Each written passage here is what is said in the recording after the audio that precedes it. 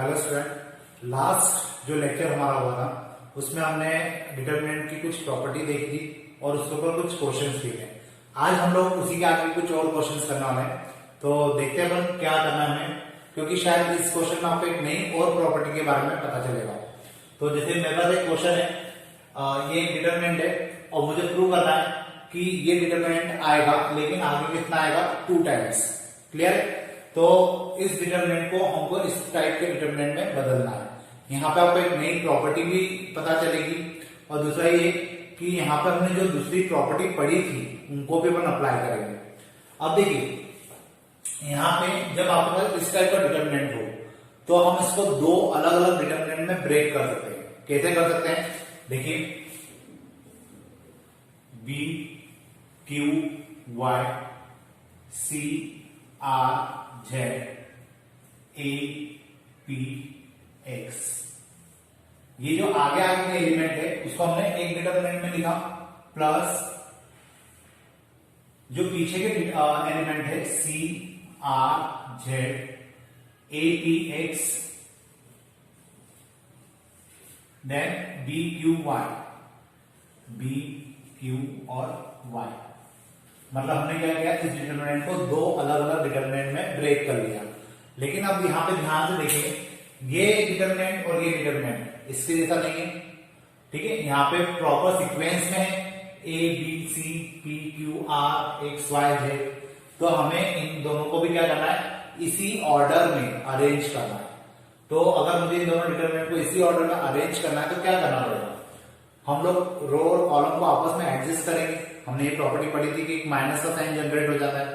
तो देखिए कैसे होगा, मुझे यहां पर लाना ए आगे, तो इस कॉलम को हम लोग कहां लेके आते हैं, आगे, और इस कॉलम को रिप्लेस करते हैं इसके साथ।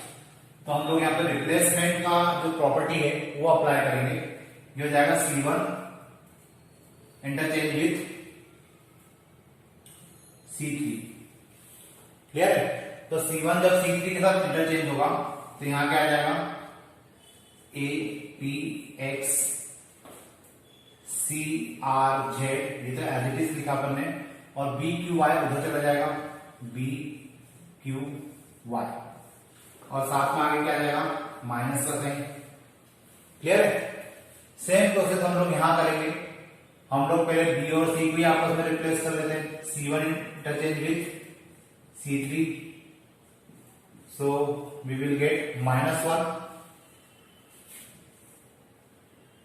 b q y a p x c r z। ठीक है, अब ये माइनस का साइन क्यों आए आपको समझ में आ गया होगा, क्योंकि हमने कॉलम को इंटरचेंज किया है और अपन ने एक प्रॉपर्टी पढ़ी थी कि जब भी कॉलम को इंटरचेंज किया जाता है एक माइनस का साइन जनरेट हो जाता है। क्लियर है? तो अपन ने यहां माइनस का साइन जनरेट कर लिया।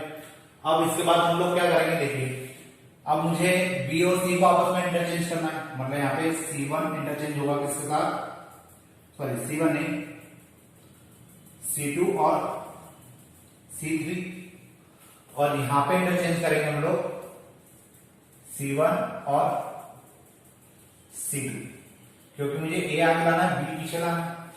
तो अब देखिए क्या होता है, वापस हम लोग इंटरचेंज कर रहे हैं। यहाँ पहले से एक -1 था, एक -1 और आ जाएगा, तो यहां कितना हो जाएगा, -1 की power 2 A P X B Q Y फिर सी आर जेड प्लस इसके साथ भी यहां -1 है, इसमें भी एक स्क्वायर जनरेट हो जाएगा, तो ये जाएगा -1 का स्क्वायर, और यहां जाएगा ए पी एक्स फिर बी क्यू वाई फिर सी आर जेड। क्लियर है? अब -1 का स्क्वायर कितना होता है, +1 हो जाता है। यहां पे भी -1 का स्क्वायर कितना हो जाएगा, +1 हो जाएगा। ये डिटरमिनेंट और ये डिटरमिनेंट सेम है, तो इसको हम लोग क्या लिख सकते हैं, 2 टाइम्स। तो यहां पे फाइनल जो मेरा आंसर होगा वो क्या हो जाएगा, 2 times A B X B Q Y और CR6। यही मुझे प्रूव करना था। क्लियर है? तो इस प्रकार का हम लोग क्या कर सकते हैं, यहाँ पे जो डिटरमिनेंट आपको गिवन है उसको दो डिटरमिनेंट में ब्रेक करके उनके कॉलम को आपस में स्वैपिंग कर सकते हैं, इंटरचेंज कर सकते हैं। स्वैपिंग करोगे, इंटरचेंज करोगे तो माइनस का साइन आएगा, इस बात का आपको ध्यान रखना है। और फिर वापस हमने स्वैपिंग की, ये वापस से स्वैपिंग की, तो फिर एक और माइनस का साइन आ गया, तो हमने उसको स्क्वायर लगा दिया और फिर इसको 2 टाइम्स करके लिख दिया।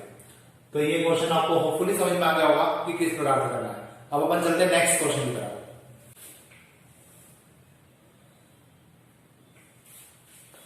देखिए, अब ये जो क्वेश्चन है इसमें मुझे 0 नहीं लाना है, मुझे क्या लेके आना है, -43। अब आप चाहें तो इसको यहीं पे एक्सपांड कर दे और डायरेक्टली क्या आ जाएगा, -43 आ जाएगा। लेकिन मैं डायरेक्टली इसको करता हूं तो मुझे शायद ही नंबर मिलेंगे, क्योंकि अगर ये क्वेश्चन मुझे दिया गया है तो जो एग्जाम लेने वाला है वो क्या चाह रहा है कि आप इसके ऊपर प्रॉपर्टी अप्लाई करो, ठीक है, ऑपरेशन अप्लाई करो, ताकि क्या हो सके, आप ऑपरेशन को सिंप्लीफाई करो और फिर आंसर निकालो। तो ऑब्वियसली आपको ऑपरेशन लगाना है।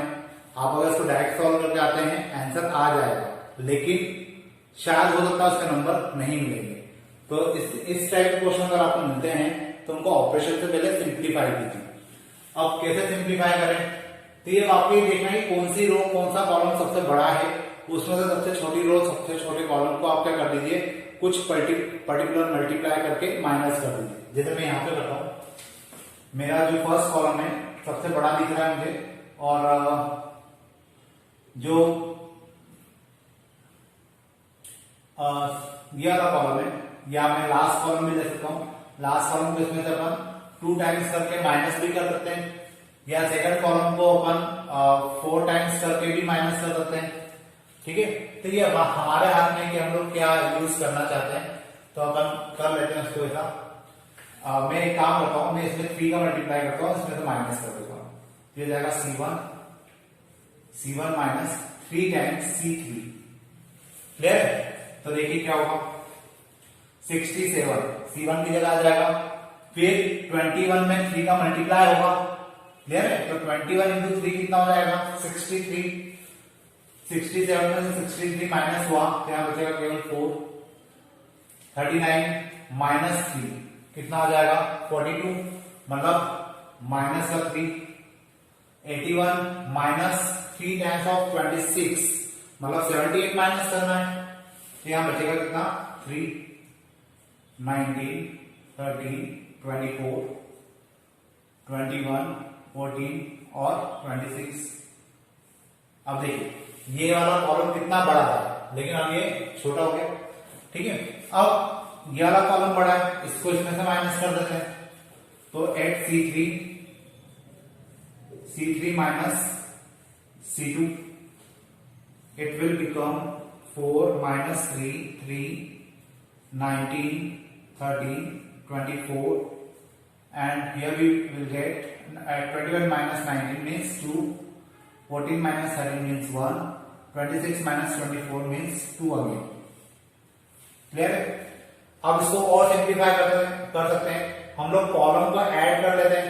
अगर मैंने इन दोनों को ऐड किया, मैं सेकंड रो पर थर्ड रो को ऐड कर देता हूं तो ये 0 बन जाएगा, ठीक है। तो यहां पे मैं ऑपरेशन लगाता हूं, 8R2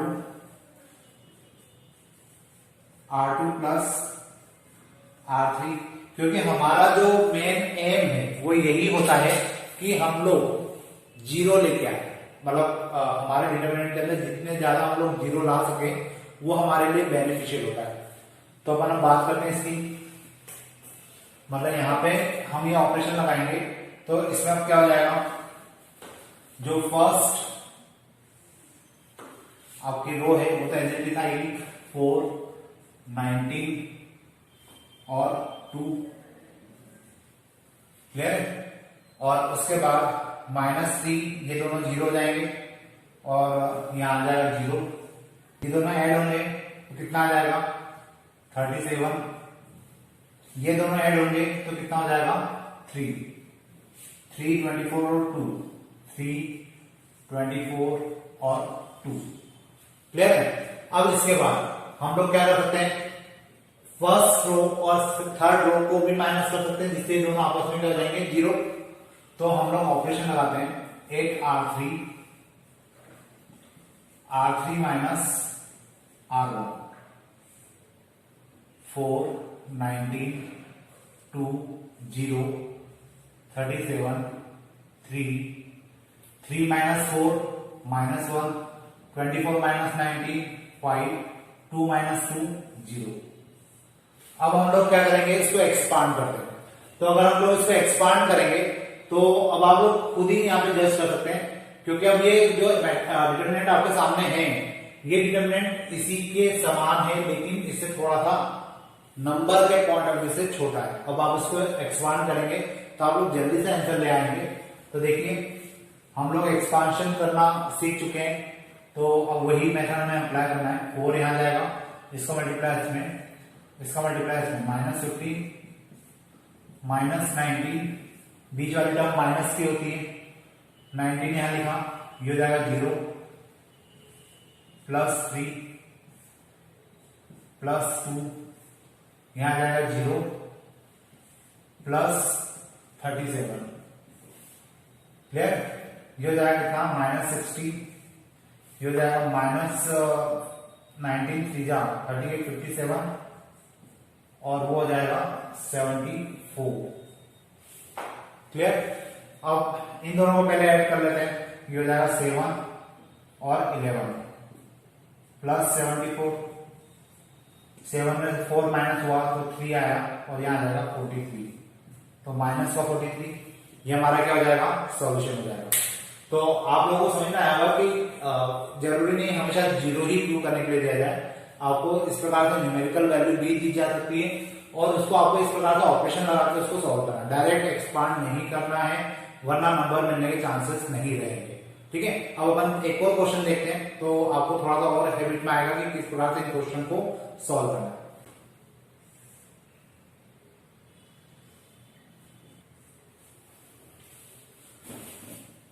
देखिए अब जो क्वेश्चन हमारे सामने है, इस क्वेश्चन को अगर हमें करना है तो यहां पर हमें ये प्रूफ करना है, और जबकि डिटरमिनेंट में हमें कोई न्यूमेरिकल वैल्यू ज्यादा नहीं दिए, अल्फाबेट भी दिए हैं और न्यूमेरिकल वैल्यू केवल 1 टाइप की दी हुई है।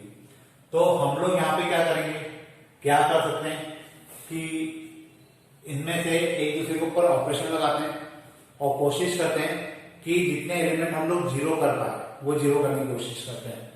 तो देखिए यहाँ पे क्या करेंगे हम लोग, C1 पे ऑपरेशन लगाते हैं, C1 माइनस C2। अब C1 माइनस C2 करेंगे और साथ में C2 पे भी ऑपरेशन लगा देते हैं, C2 माइनस C3। आप एक साथ मल्टीपल ऑपरेशन भी लगा सकते हैं, ठीक है। फिर 1 + a -1 कितना हो जाएगा, a हो जाएगा, 1 - 1 - b मतलब -b आ जाएगा, ये हो जाएगा आपका 0। फिर 1 - 1 ये हो जाएगा 0, 1 + b -1 ये कितना आ जाएगा b, 1 - 1 - c तो -c आ जाएगा, ठीक है। और लास्ट में आएगा 1 1 1 + c। अब आपके पास कुछ इस टाइप का डिटरमिनेंट आ रहा है, ठीक है। अब अपने पास 2 जीरो तो आ चुके हैं, तो आप लोग कोशिश करिए कि जो 2 जीरो आए हैं या तो और आप मल्टीपल जीरो बना पाए अगर पॉसिबल हो ऑपरेशन लगाकर, लेकिन अगर पॉसिबल नहीं है तो फिर इसको यहीं पर एक्सपांड कर दीजिए, क्योंकि अब आप कोई और ऑपरेशन लगाने जाएंगे तो उस कंडीशन में क्या होगा कि जो जीरो आए हैं वो जीरो चले जाएंगे, क्लियर है। तो हम लोग क्या करते हैं, कोशिश करते हैं कि अब इसी को यहीं पर एक्सपांड कर देते हैं। तो एक्सपांड करने आ जाएगा a, इसका मल्टीप्लाई इसमें b 1 + c माइनस इसका मल्टीप्लाई इसमें तो +c हो जाएगा, फिर 0 0 के लिए आएगा इसका मल्टीप्लाई इसमें -b 1 + c, ठीक है। और इसका मल्टीप्लाई इसमें तो 0 हो जाएगा, +1 इसका मल्टीप्लाई इसमें तो हो जाएगा bc, इसका मल्टीप्लाई इसमें तो हो जाएगा 0, क्लियर है।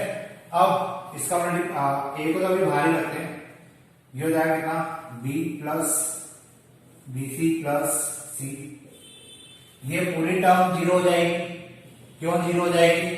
क्योंकि आगे जीरो है, तो यहां आ जाएगा जीरो और यहां आ जाएगा बी सी। क्लियर है? अब इस ए का अंदर मल्टीप्लाई करते हैं तो हो जाएगा A B plus A B C plus A C plus B C. और यही मेरा क्या है? A B plus B C plus C A plus A B C, यही मेरा क्या है? आंसर है। क्लियर? तो इस प्रकार से मैं क्या कर सकता हूं? सिंपल सा ही क्वेश्चन रहते हैं, तो इस प्रकार से मैं क्या कर सकता हूं? क्वेश्चंस को सॉल्व कर सकता हूं। क्लियर? और अभी तो ये क्वेश्चन सिंपल है, लेकिन जैसे जैसे हम आगे जाएंगे क्वेश्चन का लेवल थोड़ा सा बड़ा होता जाएगा, क्वेश्चन थोड़े से टिपिकल होते जाएंगे। लेकिन अगर आप लोग इनके ऊपर प्रैक्टिस करते रहेंगे तो ये क्वेश्चन आप लोग टिपिकल नहीं लगेंगे। ठीक है? अब जब हमारा नेक्स्ट लेक्चर होगा तो उसमें हम लोग और इसके ऊपर कुछ क्वेश्चन करेंगे। ये वाली एक्सरसाइज थोड़ी सी लेंथी है, तो अभी हमारे कम से कम 3 वीडियो इसके ऊपर और बनने वाले हैं। तो आप लोग कंटिन्यू रखिए इसको, आप लोग भी प्रैक्टिस करिए, एग्जाम्पल से करिए क्वेश्चन। एग्जाम्पल में भी बहुत सारे क्वेश्चन है, तो जितने ज्यादा क्वेश्चन आप लोग करेंगे, आप खुद प्रैक्टिस करेंगे, आपका फायदा होगा। आपको समझ में आएगा कि किस प्रकार से ये क्वेश्चन आपको करना है, या कौन सी प्रॉपर्टी या कौन से ऑपरेशन कब लगते हैं। ठीक है? अब अपन नेक्स्ट लेक्चर में मिलेंगे तो इसी के ऊपर और क्वेश्चन देखते हैं। जो लास्ट लेक्चर हुआ था उसमें हमने कोफैक्टर्स और माइनस के बारे में पढ़ा था, और मैंने आपको कहा था कि आज के लेक्चर में हम लोग अब डिटरमिनेंट की जो प्रॉपर्टीज होती है उनके बारे में बात करेंगे। तो अपन स्टार्ट करते हैं।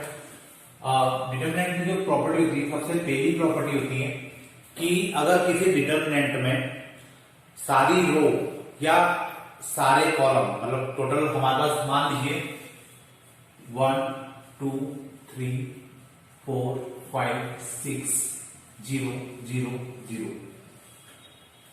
या मैं ऐसा भी बोल सकता हूं 0 0 0 1 2 3 4 5 6।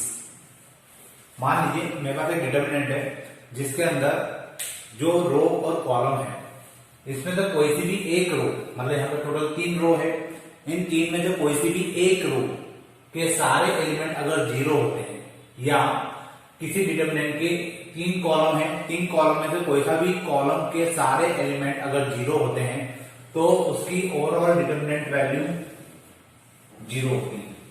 ये पहला रूल होता है। मतलब अगर आपको डिटरमिनेंट को सॉल्व करने के लिए बोला जाए और आपको पता हो कि उसके सारे एलिमेंट किसी भी रो के या किसी भी कॉलम के आपको 0 दिख रहा है, तो आप उसके सीधे डिटरमिनेंट वैल्यू कितनी लिख सकते हैं? 0 लिख सकते हैं। सेकंड रूल होता है 1 2 3 4 5 6 1 2 3 4 5 6 4 5 6 1 2 3। हो सकता है कोई डिटरमिनेंट आपके पास इस प्रकार से हो जिसमें कोई सी भी 2 रो आपस में सेम हो, या कोई से भी 2 कॉलम आपस में सेम हो, तब भी उसकी डिटरमिनेंट वैल्यू कितनी होती है? 0 होती है। ये आपको पता होना चाहिए, ये आपको रूल्स याद रखना है, क्योंकि आगे जो हम लोग एक्सरसाइज करने वाले हैं वो एक्सरसाइज इन्हीं प्रॉपर्टी के ऊपर डिपेंड करती है। तो आपको ये पता होना चाहिए किसी भी रो, किसी भी डिटरमिनेंट की रो के सारे एलिमेंट अगर 0 है, या किसी भी डिटरमिनेंट के 3 कॉलम में से कोई सा भी एक कॉलम के सारे एलिमेंट अगर 0 है, तो उसको हम लोग क्या बोलेंगे? उसकी डिटरमिनेंट वैल्यू क्या हो जाएगी? 0 हो जाएगी। अब सेकंड प्रॉपर्टी क्या है कि किसी डिटरमिनेंट की कोई सी भी 2 रो या कोई से भी 2 कॉलम आपस में आइडेंटिकल है या आपस में सेम है, तो उसकी डिटरमिनेंट वैल्यू कितनी होगी? 0 होगी। तीसरा रूल 1 2 3 4 5 6 7 8 9 2 5 8 1 4 7 3 6 9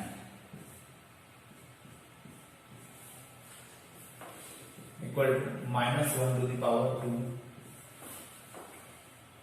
5 4 6 213,879। देखिए यहाँ पे मैंने एक एग्जाम्पल भी लिखा है, मैं इसको एक्सप्लेन भी करता हूं। देखिए मान लीजिए मेरे पास एक डिटर्मिनेंट है। वैसे डिटर्मिनेंट की अगर सारी रो और सारे कॉलम को आपस में इंटरचेंज कर दिया जाए तो उनकी जो डिटर्मिनेंट वैल्यू होती है उसमें कोई फर्क नहीं आता। ये आपको कंसेप्ट पता होना चाहिए कि जैसे यहाँ पे रो में क्या है 1 2 3 4 5 6 और 7 8 9। अगर इन तीनों रो को 3 कॉलम में बदल दिया जाए, मतलब यहाँ पे अगर इसका ट्रांसपोज ले लिया जाए और फिर इसकी डिटर्मिनेंट वैल्यू निकाली जाए तो डिटर्मिनेंट वैल्यू में कोई फर्क नहीं आएगा, डिटर्मिनेंट वैल्यू सेम रहेगी। लेकिन अगर किसी डिटर्मिनेंट के अंदर आपने कोई सी भी दो कॉलम को आपस में इंटरचेंज किया, जैसे मैंने इन दोनों कॉलम को आपस में क्या किया है, इंटरचेंज किया है। इस कॉलम को मैं इधर ले गया और इस कॉलम को मैं इस साइड लेके आ गया, तो ये दो कॉलम जब इंटरचेंज होंगे तो अभी भी डिटर्मिनेंट वैल्यू सेम आएगी, लेकिन आगे क्या आ जाएगा, एक माइनस का साइन आ जाएगा। अब इसमें मैंने क्या, इन दोनों में मैंने क्या किया, आप डिफरेंस देख सकते हैं। इस कॉलम को मैंने ऊपर लिख दिया और इस कॉलम को मैंने नीचे लिख दिया, सॉरी रो को, मतलब यहाँ पे मैंने दो रो को आपस में इंटरचेंज किया है। तो अगर आप किसी डिटर्मिनेंट के अंदर किन्हीं भी दो कॉलम को या किन्हीं भी दो रो को आपस में इंटरचेंज करते हैं तो हमेशा एक माइनस का साइन क्या होता है, जनरेट होता है। ये आपको पता होना चाहिए क्योंकि इसके ऊपर भी एक दो क्वेश्चन आएंगे, तो ये कंसेप्ट मुझे आपको बताना जरूरी था कि अगर दो कॉलम को आपस में इंटरचेंज करें या दो रो को आपस में इंटरचेंज करें, ठीक है, तो हमेशा क्या आएगा, एक माइनस का साइन जनरेट होता चला जाएगा। तो इस प्रकार से ये मैंने एक एग्जांपल लिया हुआ है, आपको होपफुली समझ में आ गया होगा। देखिए इस क्वेश्चन में मुझे क्या करना है, इसको इक्वल टू 0 बताना है, ठीक है। अब यहां पे फिलहाल अभी कोई डायरेक्टली आपको ये नहीं दिख रहा है कि कोई से भी दो कॉलम या दो रो आपस में इक्वल है, ऐसा भी नहीं दिख रहा है ना। आपको यहाँ पर कोई रो और कॉलम आपस में इक्वल दिख रहा है, तो इसको बिना सॉल्व किए आपको केवल प्रॉपर्टीज और ऑपरेशन का यूज करके क्या लेके आना है, 0 लेके आना है। तो प्रॉपर्टीज का अपन अभी देखी थी, लेकिन अगर अपन ऑपरेशंस की बात करें तो अभी तक हमने शायद ऑपरेशन अप्लाई नहीं किए, तो मैं आपको यहाँ पे ऑपरेशन अप्लाई करना भी बताता हूँ। तो हमें कैसे भी करके दो रो या दो कॉलम को क्या करना है, इक्वल बताना है, ताकि क्या होगा, उसकी वैल्यू कितनी आ जाएगी, 0 आ जाएगी। तो देखते हैं हम कैसे करेंगे। देखिए यहाँ पर हम लोग C3 का ऑपरेशन लगाते हैं, C3 माइनस C2। अब इस ऑपरेशन का मीनिंग क्या है, ध्यान से सुनिएगा। C3 का मतलब है थर्ड कॉलम, C2 का मतलब है सेकंड कॉलम। तो थर्ड कॉलम में से सेकंड कॉलम को, सॉरी थर्ड कॉलम में से हम लोग सेकंड कॉलम को माइनस करेंगे और उसका इफेक्ट कहां पे लिखेंगे, C3 के ऊपर, ये ध्यान रखिएगा। अब ऐसा करने से क्या होगा, 1 4 7 2 5 8 3 माइनस 2 1 6 माइनस 5 1 9 माइनस 8 1। क्लियर है। तो इस प्रकार से हम लोग क्या करते हैं, ऑपरेशन लगाते हैं। आप ऐसे रो ऑपरेशन भी लगा सकते हैं, फिलहाल अपन अभी कॉलम ऑपरेशन पे ही काम कर रहे हैं। अब हम क्या करते हैं, C2 का ऑपरेशन लगाते हैं। C2 इस कॉलम में से इस कॉलम को माइनस करते हैं, मतलब C2 माइनस C1, तो क्या हो जाएगा, फर्स्ट कॉलम तो एज इट इज आएगा 1 4 7, 2 minus 1 means 1, 5 minus 4 means 1, 8 minus 7 means 1। अब यहां पे देखिए ये कॉलम और ये कॉलम आपस में सेम है, तो इसकी डिटर्मिनेंट वैल्यू कितनी हो जाएगी, 0। तो हमारा ये क्वेश्चन प्रूव हो गया, ठीक है। हमें कैसे भी करके ऑपरेशन भी लगाना है, प्रॉपर्टीज भी लगाना है, और फाइनली क्या लेके आना है कि उनकी जो डिटर्मिनेंट वैल्यू होती है वो 0 होती है। अब अगर आप इसको एक्सपांड करते तब भी 0 आ जाता, लेकिन एक्सपांड करते और फिर आंसर लेके आते तो उसका कोई मतलब नहीं था, क्योंकि हमें ये क्वेश्चन प्रॉपर्टी के साथ प्रूव करना था। तो प्रॉपर्टी के साथ अगर आपको इस क्वेश्चन को प्रूव करना है तो आपको एक छोटी छोटी प्रॉपर्टी उनके ऊपर ऑपरेशन लगाना की प्रैक्टिस करना पड़ेगी, ठीक है। अब अपन एक नेक्स्ट क्वेश्चन देखते हैं। देखिए इस क्वेश्चन में मुझे क्या करना है, 0 लेके आना है। तो तो अब इसमें जीरो लाने के लिए क्या कर सकते हैं, या तो पहले रो, क्योंकि डायरेक्टली तो आप इसको जीरो कर नहीं सकते क्योंकि यहाँ पे आपको कोई से भी दो रो या दो कॉलम इक्वल नहीं दिख रहे हैं, या किसी भी रो या किसी भी कॉलम में जीरो नहीं है, ठीक है।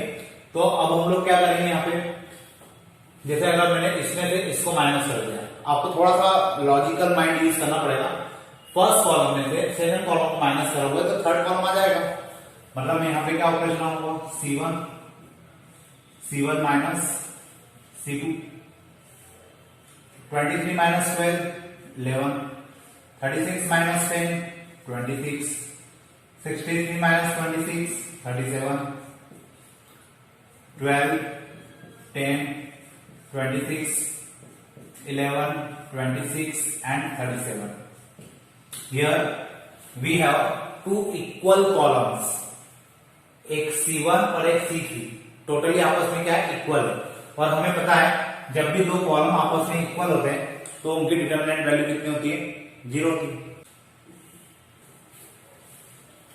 देखिए अब ये जो क्वेश्चन है इसमें मुझे क्या लेके आना है, जीरो लेके आना है, क्लियर है। अब अगर मुझे इसको जीरो लेके आना है तो यहाँ पे एक कॉलम में तो 1 1 1 दिख रहे हैं, बाकी के दूसरे कॉलम में कुछ अल्फाबेट्स है, तो अब यहाँ पे हमें कुछ नई ट्रिक्स यूज करना पड़ेगी। हम लोग क्या करेंगे, 1 1 1, सेकंड कॉलम भी हम लोग एज इट इज लिखेंगे, BC CA AB, ए का अंदर मल्टीप्लाई कर देते हैं, ये हो जाएगा AB प्लस AC, बी का मल्टीप्लाई अंदर किया BC प्लस BA, सी का अंदर मल्टीप्लाई किया CA प्लस CB, क्लियर। अब इसके बाद मैं थर्ड कॉलम के ऊपर सेकंड कॉलम को ऐड कर देता हूं, तो C3 plus C2, we will get 1 1 1 BC CA AB, and here ये वाला इधर ऐड हो जाएगा, then we get AB plus BC plus CA, ये CA इसमें ऐड हो जाएगा, AB plus BC plus CA, ये AB इसमें ऐड हो जाएगा, AB plus BC plus CA। अब देखिए हम लोग डिटरमिनेंट के अंदर किसी भी रो या किसी भी कॉलम से कॉमन निकाल सकते हैं। आपको यहाँ पे एक बात और ध्यान रखना होगी, जब हम लोग मैट्रिक्स में किसी कांस्टेंट का मल्टीप्लाई करते हैं तो मैट्रिक्स के अंदर वो कांस्टेंट सारे एलिमेंट में मल्टीप्लाई होता है, लेकिन जब हम लोग किसी डिटरमिनेंट के अंदर किसी कांस्टेंट का मल्टीप्लाई करते हैं तो वो किसी एक रो या किसी एक कॉलम में मल्टीप्लाई होता है।